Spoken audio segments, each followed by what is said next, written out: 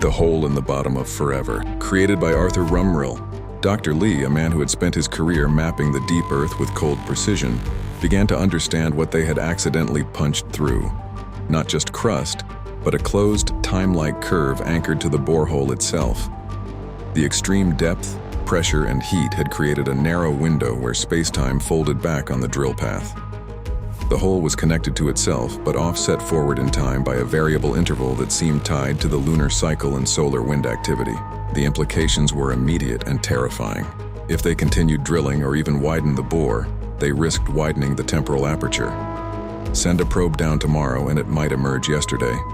Drop something in today and it could fall out of the hole next week, traveling upward through solid rock as if the planet weren't there. Li Wei faced an impossible choice. Report the finding and watch the project get militarized, internationalized, or shut down. Or keep it secret long enough to test the loop deliberately. He chose the latter. In the weeks that followed, or perhaps had already followed, he was no longer sure. Small, carefully logged objects began disappearing from the bottom of the hole and reappearing at the surface hours or days early. A tungsten weight marked with today's date. A data drive containing tomorrow's weather report. A handwritten note in Lee's own handwriting that read, "Do not send the team down on the 17th.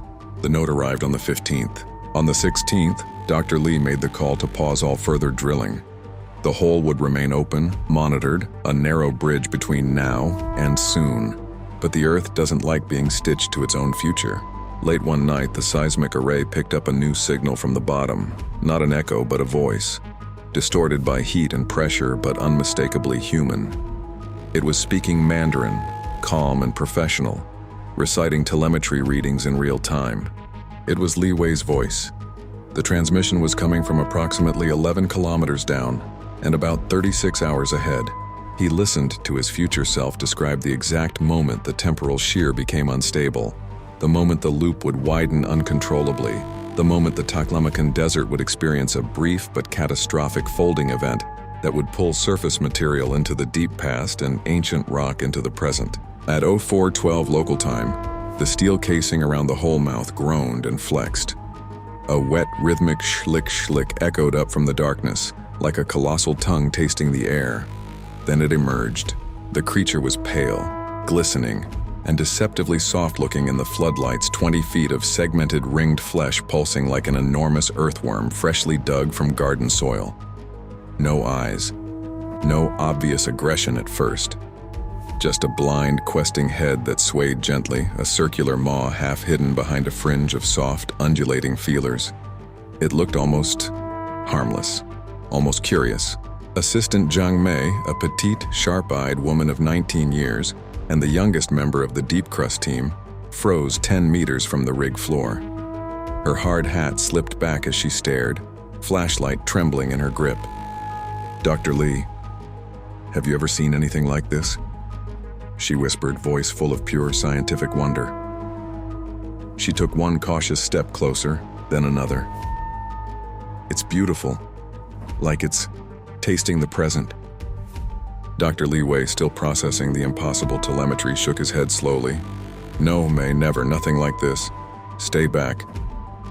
But fascination pulled him forward too. For 3 heartbeats, the 3 of them, scientist, assistant, and nightmare, existed in a strange, almost peaceful tableau under the desert stars. Then the worm sensed her. The soft feelers snapped rigid.